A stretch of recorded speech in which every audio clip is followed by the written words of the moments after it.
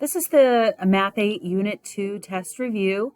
On this test, you will see multi-step equations, including 2 steps or more, combining like terms, distributive property, and a little bit of review of negative exponents. Our first problem, as an example, I have a 2-step equation, and I need to solve for this 2-step equation. I have 8x minus 16 equals 40. So to solve this, it's always a good idea to write it out yourself on your whiteboard or a piece of scratch paper. Then I always want to cancel out this constant first. Remember, my goal is to get the x by itself. I want to isolate this variable, and then I want a number on the other side of the equation. I'm going to draw my railroad tracks before I get started. Okay. And so first thing I want to do is cancel out this minus 16. The inverse of that is going to be to add 16. So I'll add 16 to both sides. And that's going to cancel it. So now I have 8x equals 40 plus 16 is 56.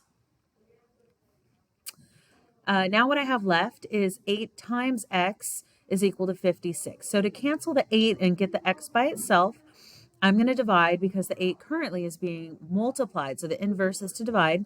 So I divide both sides by the 8 to cancel it. And I'm going to be left with x equals 7. And that will be my answer.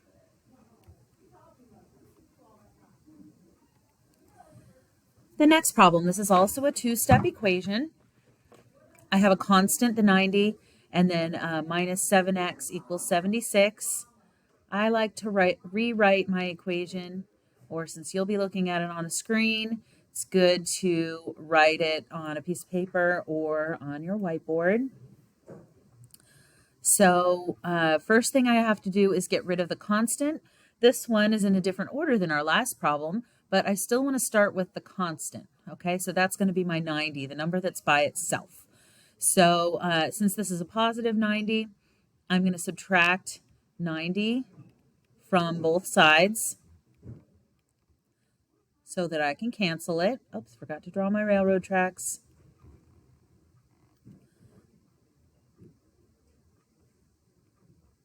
All right, so that'll cancel the 90. I'm going to get minus 7x equals, and then 76 minus 90 is 14. Okay, my last step, I need to cancel this negative 7 so that I have x by itself. So I'm going to do the opposite of multiplication because negative 7 times x is what's happening here. So the opposite of that is to divide by negative 7. So I'm going to divide both sides by negative 7. That's going to cancel these out, and I'll get x equals negative 2. That's my answer.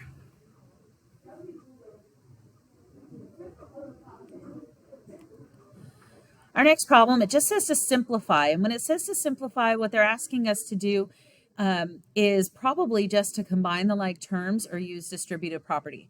We don't see any equal sign here, so we can't actually figure out what y is equal to because there's just no equal sign. Okay, so what I'm going to do is I'm just going to look for any like terms. And I can see that the 3y and this 8y, those are like terms. The 9 doesn't have a variable with it, so it's not like the other ones. In order for terms to be alike, they need to have the same variable and the same exponent, or to the same power. These are all to the first power because you don't see an exponent. So they have the same variable, which is y, so they are alike. So now what I'm going to do is I'm just going to add them together. These are both positive, so I'm just going to, what I do is I just add the coefficient that's in front of it, and then I keep that variable. So I'm going to have 8 plus 3 is 11, and then y. And so that takes care of those two. They combine to make 11y. And now I still have this constant minus 9. And I'm done with this. I can't solve it. I can't simplify it anymore. There are no more like terms. So I'm done.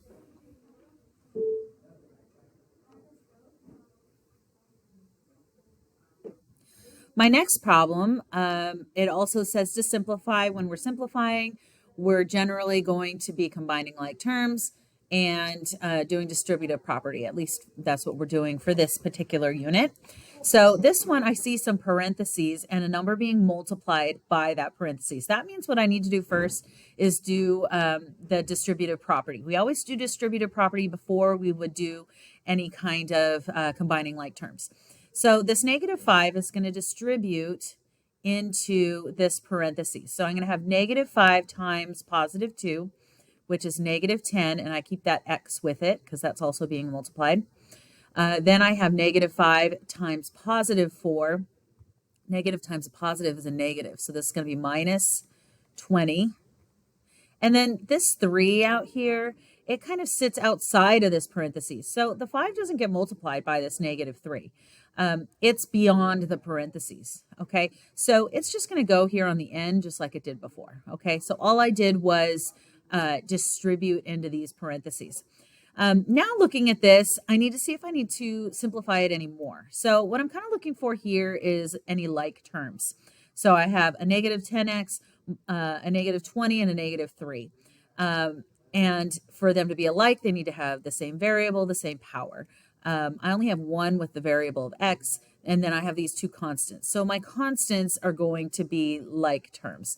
So -20 and -3 is going to be -23 when I combine them. Okay, so that combines those two. And then this -10x, it can't combine with any of the rest of this. So I'm just going to write it out front like this. Okay, so this is going to be my answer. That's as simplified as it can be. And I'm done.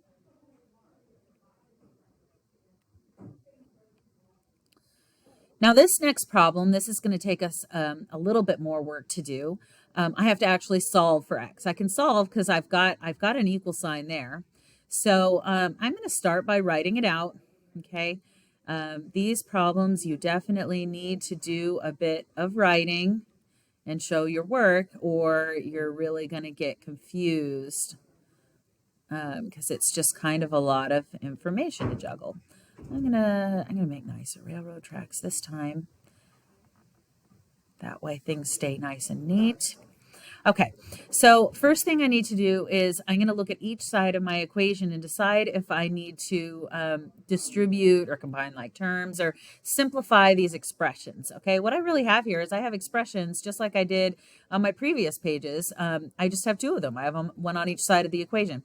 So this one on the left side, I have parentheses and a number being multiplied by it. So what I'm going to need to do first is distribute that 7 into the parentheses. So 7 times 4 is 28. So I'm going to have 28x. And then 7 times 2 is 14 equals, and I have 20x minus 50. There's nothing to combine over here on the right side, so I'm just going to rewrite it out. Now I'm looking at this, and each side of my equation doesn't have anything that I can simplify separately. So what I'm going to need to do is I'm going to need to move all of my variables to one side, all of my constants to the other side, and then I really need to get my variable all by itself. I need to isolate my variable, and then I'll have my answer. Okay, so I'm going to take this, I'm going to start with this 20x, and I chose it because I like to start with the variables, and I like to start with the one that's smaller. Not a big deal if you chose something else to move. The idea is just that you're putting the variables on one side, the constants on the other side. So I'm going to move this 20x to the other side. So to do that, I'm going to go minus 20x and minus 20x on the other side. Okay, notice that I write the minus 20x underneath the 28x. I do that because those are like terms. And when I go to rewrite my equation, if I put them under each other, then it just makes it easier to go ahead and add those up. Okay, so that's going to cancel the 20x. And now I want to move, now that I've moved the variables to the left side, I want to get all my constants over to the right side. So this plus 14 is what I'm going to want to move to the other side. Get it away from the x because all my variables are going to be over there. So if that's a plus 14, I'm going to change that to a minus 14. And I have to do the same thing on both sides. Okay, and so that's how I'm going to cancel the 14. So I'm going to cross them out, just makes it easier earlier if you remember to cross them out. And now down below all of this, I just need to add everything up. Everything that's canceled is just gone, and everything else I'm just going to add up.